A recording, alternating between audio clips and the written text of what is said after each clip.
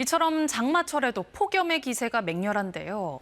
우리나라 과거 기상 데이터를 분석해봤더니 폭염과 열대야가 점점 더 빨리 찾아오고 일수도 길어지고 있는 걸로 나타났습니다.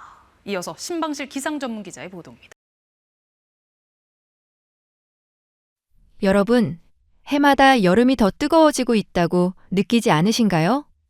1970년대 평균 4.2일이었던 열대야가 2020년에는 12.9일로 3배 늘었습니다. 그리고 2025년 전국 열대야 일수는 16.4일로 평년 대비 2배를 넘었습니다. 폭염이 계속되며 최대 사용 전력은 97.8와트로 역대 최고치를 경신했습니다. 기후위기는 이미 우리의 일상 속 에너지 수요를 바꾸고 있습니다. 그렇다면 우리 도시는 이 변화에 얼마나 준비되어 있을까요? 시민이 매일 가장 많이 머무는 공공 야외 공간인 버스 정류장. 전국에 22만 7,066개가 운영되고 있지만 대부분이 외부 전력에 의존하고 있습니다. 버스 정보 안내기, 조명, 냉난방기, 온열의자 등 정류장 하나에도 외부 전력에 의존하는 시설들이 가득합니다. 그러나 전국 정류장이 소비하는 에너지 총량은 파악조차 되지 않고 있습니다.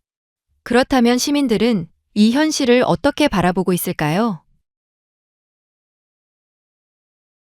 2026년 4월부터 6월까지 총 3달 동안 버스를 이용하는 일반 시민을 대상으로 설문조사한 결과 국민 91%가 차세대 에너지 시스템 구축이 필요하다고 답했으며 86%는 지속 가능한 에너지 정책이 필요하다고 답했습니다.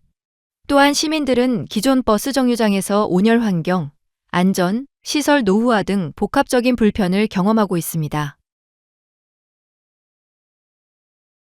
일상생활에서 주로 이용하는 이동수단이 버스인 두 분을 모셔 인터뷰 진행해 보았습니다.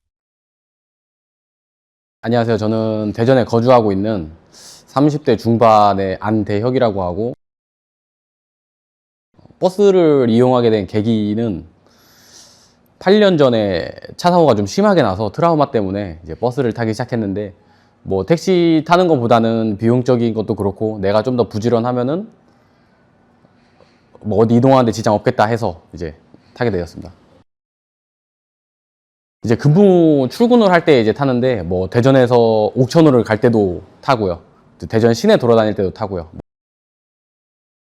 일단은 사람들이 가장 많은, 뭐 예를 들면 대전역이라든지 복합터미널이라든지 뭐 유성 쪽에 이런 데는 확실히 이제 유동인구가 많다 보니까 인프라가 잘 돼 있어서 정류장도 좀 뭐 벤치에 온열 같은 것도 깔아놓기도 하는데, 그렇지 않은 부분에서는 좀 차이가 많더라고요. 인프라의 차이. 제일 힘든 거는 환경적인 이유로는 당연히 날씨일 것 같고요. 뭐 두 번째는 기계적인 문제 같은데, 가끔은 버스가 뭐 몇 분 후에 어떤 버스가 도착한다라고 하는데 그게 오류가 나거나 고장이 나거나 그랬을 때는 안 맞으니까, 뭐 젊은 친구들은 휴대폰 이용해서 보기도 하지만 나이가 드신 연세가 좀 있으신 분들은 굉장히 어렵지 않을까 싶고요. 여름에는 진짜 웬만하면 그늘을 찾아서 있고요. 좀 잘 돼 있는 곳은 이제 내부가 이제 잘 돼 있는 곳은 안에 들어가기도 하지만, 조금 단점이 이제 코로나 시대를 겪으면서 뭐 조금 누군가가 기침을 한다거나 누군가가 마스크를 쓰고 있거나 좀 어르신들이 좀 담배도 많이 피셔서 냄새가 나곤 하면 안에 있기가 좀 불편해요. 그냥 이런 거는 왜 이렇게 방치해놨지 하면서 이제 구청 생각도 좀 하고, 민원 같은 거를 아무도 안 넣나 뭐 이제 이런 생각까지는 하는데, 뭐 최근에 뉴스 보면은 벌써 요일이 8월도 안 됐는데도 열사병을 한 분이 돌아가셨습니다. 그런 거 보면은 나이가 좀 있으신 분들을 위해서, 조금 어린아이들을 위해서는 그런 그늘막 같은 게 좀 형성되어 있으면 좋지 않을까. 한강은 앞으로도 미래 먹거리라고 할 정도로 친환경적이기도 하니까 그런 건 당연히 좋다고 생각을 하죠. 네, 안녕하세요. 지금 대전에 살고 있는 대학교 2학년 추성현입니다. 일주일에 5, 6번 그 등하교뿐만 아니라 다른 곳에 갈 때도 많이 이용하는 편이에요. 사실 걸어서 갈 수 없는 거리가 아니면 네, 버스를 많이 이용하는 편입니다. 걷거나 버스를 타거나 혹은 지하철을 타거나 이 세 개가 가장 많은 것 같은데 아무래도 지하철은 다니는 역이 한정되어 있고 걷는 것은 이제 시간이 많이 소요되다 보니까 버스를 가장 많이 이용하게 되는 것 같습니다.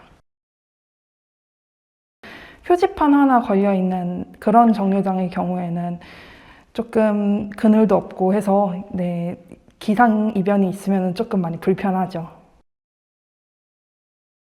보통은 이제 어플로 시간을 보고 거기에 맞춰서 나가는데 그런 조건이 안 될 때는 이제 근처 카페나 혹은 건물 같은 데 들어가서 조금 시간을 죽이고 나오는 편이 많은 것 같아요. 그런 경우 많죠. 혹시 막차를 타는 경우가 제가 많아서 아예 해가 진 후에 특히 표지판 하나 있는 그런 가로등밖에 없는 거리의 정류장이라던가 그런 거는 이용할 때 많이 불안하고 이동인구도 없고 그러면은 조금 불편함이 있죠. 그런 게 체감이 될 때는 겨울에 온열의자 같은 게 있을 때는 확 체감이 되는 것 같아요. 생각보다 이런 버스 정류장이나 바깥에 설치된 시설에서 전기를 가져가는 게 많겠구나 싶은 생각이 들고요. 확실히 조금 마음의 부담이 좀 덜 할 것 같기는 해요. 요즘에 뭐 태양광 패널은 여기저기서 많이 보이는 거기도 하고 주차장이라던가 그런 뭐 친환경 녹색 스티커 같은 게 붙어 있으면 조금 더 안심하고 사용할 수 있겠구나 하는 이미지가 있으니까요. 인터뷰를 기반으로 교통사고 트라우마로 인해 버스를 주로 이용하는 30대 직장인 안대혁으로 설정하여 안대혁은 평소 에너지 소비와 대중교통 인프라 개선에 관심이 많고 노후화된 정류장 시설 관리 문제가 고민이라고 설정했습니다.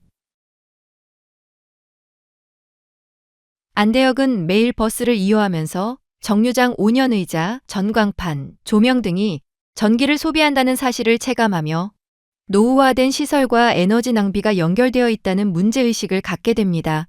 이후 공공시설 에너지 소비량과 태양광, 앞전 에너지 관련 정보를 찾아보며 버스 정류장이 에너지를 자립적으로 운영할 수 있다는 가능성에 호기심과 기대감을 갖게 됩니다. 에너지 자립형 스마트 쉘터 서비스를 접하고 본인의 이동이 에너지 생산에 기여할 수 있다는 것을 알게 되면서 참여 의지가 생겨 정류장을 이용하며 앞전 에너지 생산에 참여해 실시간 시각화 화면을 통해 본인의 기여를 직접 확인하며 성취감과 효능감을 얻습니다. 이러한 경험이 매일 반복되면서 버스 이용이 에너지 선순환 활동으로 이어지지만 장기적인 참여 동기를 유지하는 것이 과제로 남습니다. 에너지는 우리가 매일 걷고 이동하는 일상 속에서 이미 만들어지고 있습니다.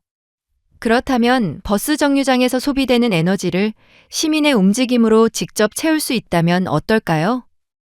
그래서 제안합니다. 모두가 함께 만들어가는 도시, 에너지 선순환을 위한 에너지 자립형 스마트 쉘터를 소개합니다.